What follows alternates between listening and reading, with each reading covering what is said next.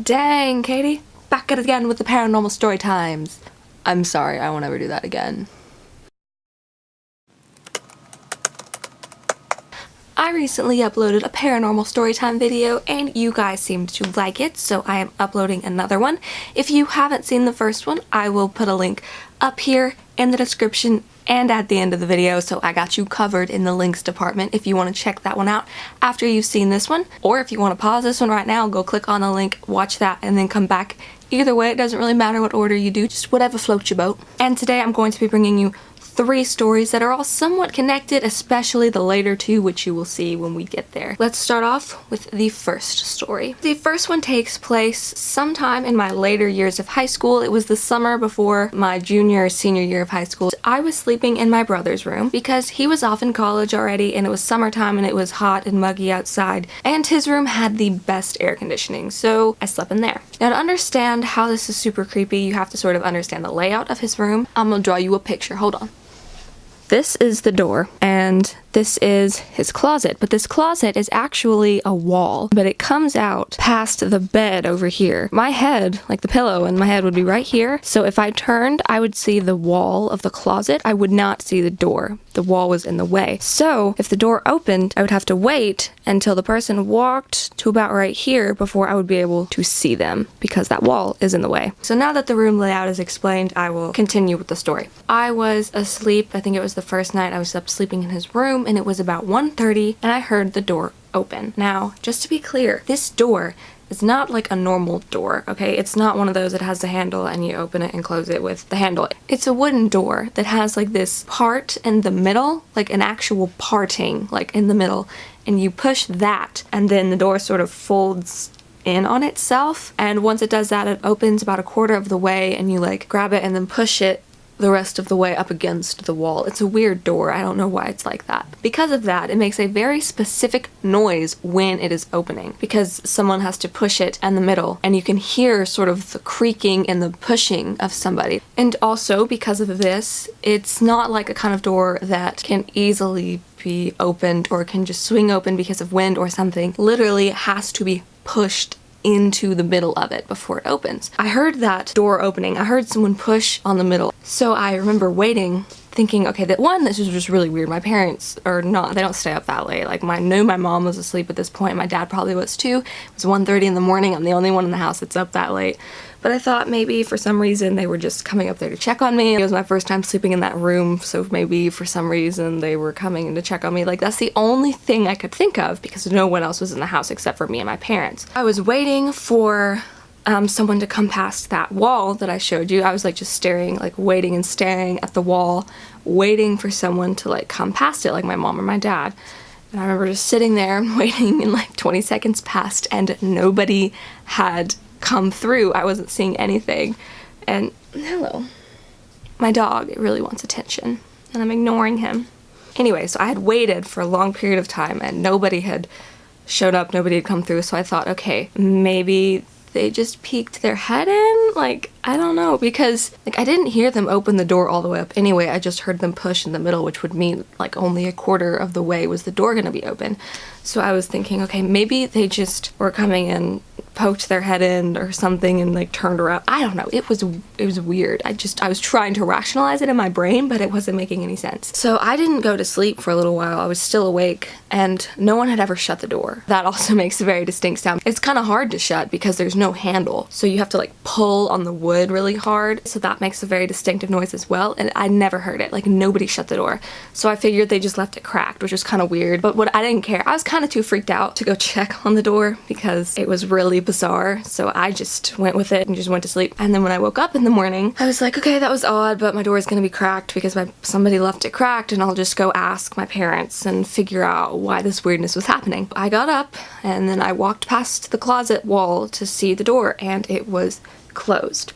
which was really bizarre because, like I said, I'd heard it open and I never heard it shut. So I went and I asked my parents, like, that morning, like, hey, did somebody come and, like, peek in my room? And my parents were like, no, we were asleep at 1:30 in the morning. We would not come up to your room and open your door. So needless to say, that was odd, but I thought, okay, maybe I just misheard it. Maybe I was, like, making it up in my brain. It was late at night. Maybe I was just spooking myself out. Maybe it was just the house settling, which didn't make any sense. Like I said, this makes a very specific noise that's extremely different from the house settling noise. So anyway, I just tried to write it off, basically, like most people probably do in these situations. I was like, okay, I'm just crazy, basically. The next night, the same thing happened at 1:30 in the morning again.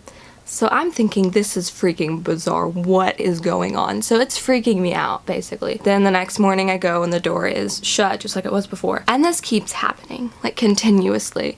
And it's freaking me out. Every single night at 1:30 in the morning, the door is making this noise. And I have no explanations at this point. I'm like, this makes zero sense.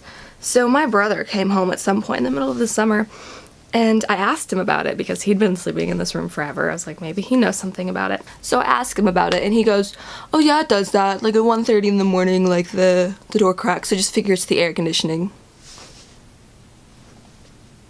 The air conditioning? What does the air conditioning have to do with any of this? Like, this was... that was his rationale, I guess, was the air conditioning was doing it. But what on earth would the air conditioning have to do with the door opening and like closing and just what? So like I mentioned in the previous paranormal video that I made, I am a Christian and I believe that you gotta pray over things for like the demons to be expelled or the ghosts to be expelled. Is that the right word? I don't know. Anyway, you gotta pray over it, basically. It's my motto.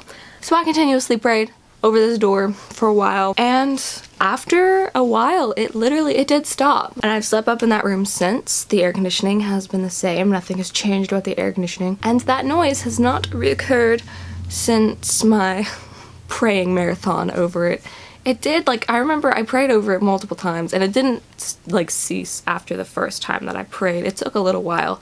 So I don't know if it was just like coincidence that it stopped around that same time and it wasn't paranormal, or if it was paranormal and like it really did stop because I prayed. Like, I don't know. I'm not a ghost hunter or whatever. I don't know. I just know it stopped, and I've slept up there since, and I have never heard it do that again. So like I mentioned earlier, my next two stories go together and sort of correlate with each other, I do believe. I can't be 100% sure that they do, but I think they do. Both of these take place my senior year of high school, so last year. At my high school, we had a broadcasting program, and I had multiple classes my senior year in this program. So I got to know the teacher very well, and I also spent a lot of time in the broadcasting section of the school, so I knew that very well. And we had a news broadcasting class, which I was the executive producer of, so because of that, I stayed after school a lot. I'd usually talk with the teacher or other producers or students in the class. We would just get together and meet a lot of times after school. So one day after school, we were in our control room. This, we sort of have to understand how our broadcasting classes were set up. This one I don't think I need to draw a picture for, like I'll just try to explain it. We had a classroom that was like the main focus, and then there was a door that led to a small hallway that had, of course, you know, other doors on it, as like in the hallway as well. And one of the doors off of that hallway was into the control room, and we were sitting in the control room. It was me, my teacher, and another producer from the class. That program was really good. It had a lot of people in it. So because of that, people would come after school a lot to edit video, to check out equipment, to ask the teacher a question. So because of that, we would get interrupted a lot during our discussion. Someone would come and they would knock on the door to the control room, because we kept the control room door shut and when we were in it. So people would come and knock on that door, and then we would say, like, come in, and then they would usually, this is pretty much what everyone would do, they would open it, and the door opened towards us, by the way. They would open it just enough to peek their head in. They would pop their head in and then ask the teacher whatever question they needed to ask him. And that happened all the time. Like, we were totally used to this happening. It happened probably about 7 times that particular day. So it was not out of the ordinary for that to happen. About an hour, maybe a little more, had passed, and we were still back there talking. Everyone had cleared out at this point. There was nobody left in the classroom. There were no people coming and knocking on the door and asking for the teacher anymore. Like, everyone was pretty much gone except for us in the control room. The way we were sitting, we were sort of in a line, and I was closest to the door. So we're sitting there, and the door pushes open to about the point that everyone pushes it open, you know, just far enough for them to peek their head in, like I said before. But this time, it was odd. Because one, they didn't knock first, and usually people knocked first.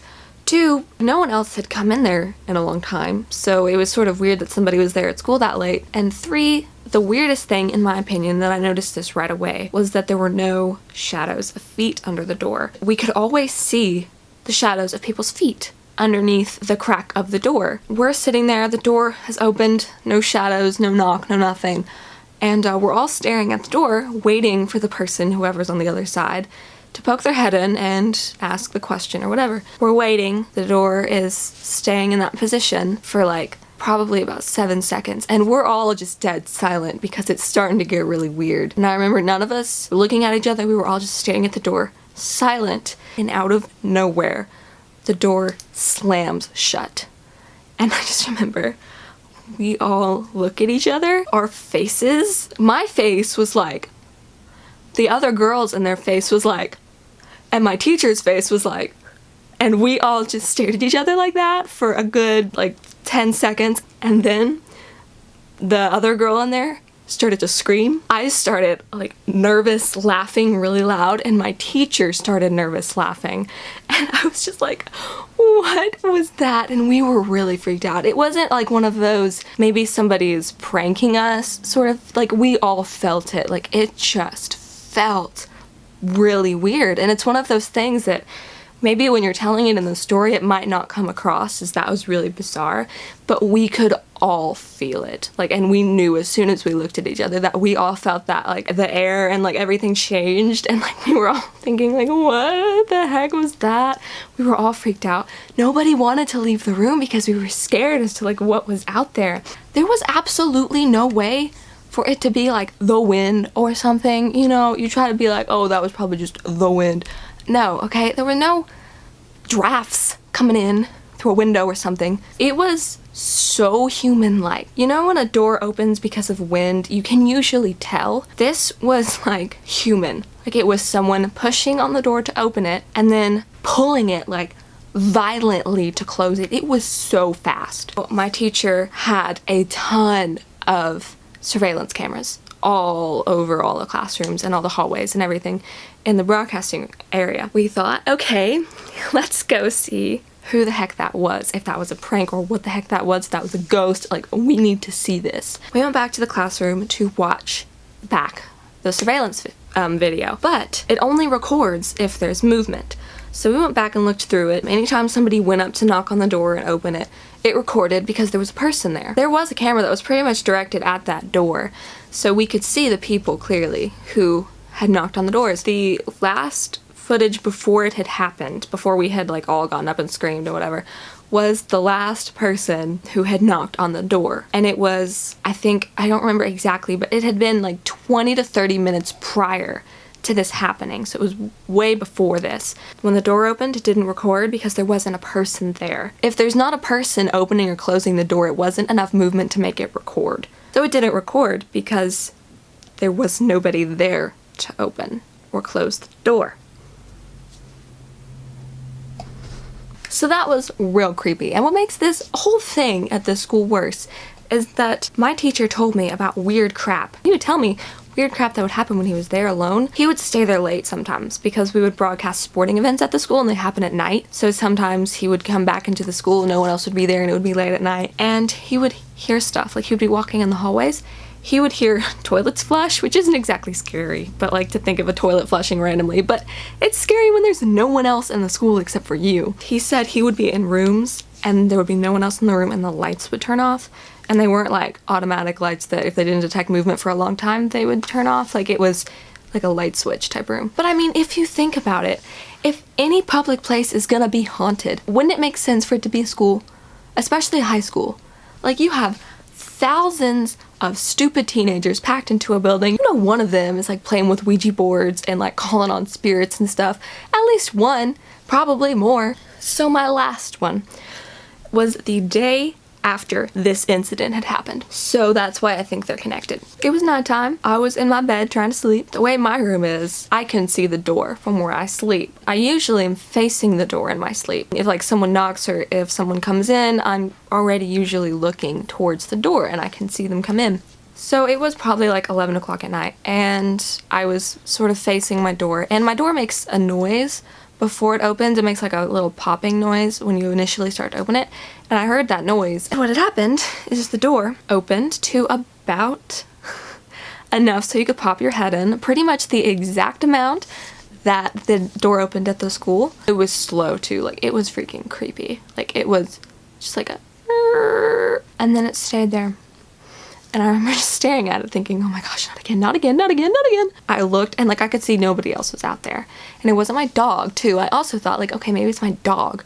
Like he opens the door about that much to get in. But he wasn't there. He was outside. So I sat on my bed for like 20 more minutes and decided, you know, I know this is creepy. I'm gonna get up and I'm gonna go ask what the crap is going on. My mom was asleep at this point. She was in another room asleep. So I went to ask my dad, who was the only other person in the house, and he was the only one awake. So I went and asked him, like, hey Dad, did you happen to open my door and somehow disappear within 5 seconds so I never saw you? And he said no, he hadn't moved from the spot he was in like the past half hour to hour, and this happened about 15 to 20 minutes prior.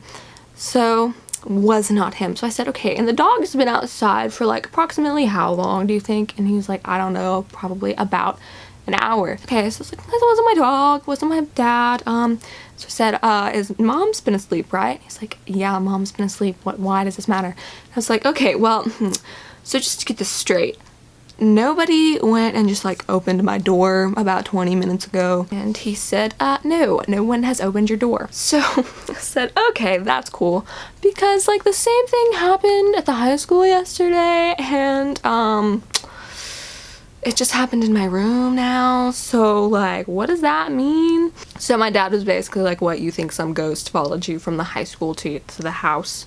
I was like, you know, kind of. I said, okay, well, close your door back. If it happens again, we'll get your mom down here and she can expel the demon. My mom was like a missionary, so she like she worked with a lot of demon stuff. Let me just put it that way. So he basically was just like, if it happens again, then tell your mom she can come down and she can make you feel better and expel the demon from the premise. I said, okay. So it didn't happen again, thankfully. But yeah, those were all three very, very unfun experiences. I get spooked easily. Like, I'm not the kind of person that if a ghost walked right in front of me, I would be like, okay. You know, I'd be like, okay. Like, I would not be okay. Like, it would not be a good thing. And they might not sound that creepy on camera, but like when it happens to you, it's creepy because you're there and you're feeling the vibes and you're seeing it with your own eyes, and it's just not a fun time. I just don't like it. So anyway, those are my other paranormal stories that I promised you. And if you want more, still, your cravings have not been satisfied yet, I can get some from my madre, because she, like I said, was a missionary back before I was born. So she has a lot of paranormal stories that I could share with you. So if you want those, give this video a thumbs up. Make sure to go check out that other video. I will put a link on the screen here. Go like it too, because just likes everywhere. Subscribe also if you want more vids from me. I put out vids all the time. Stay safe, my friends. Bye, guys.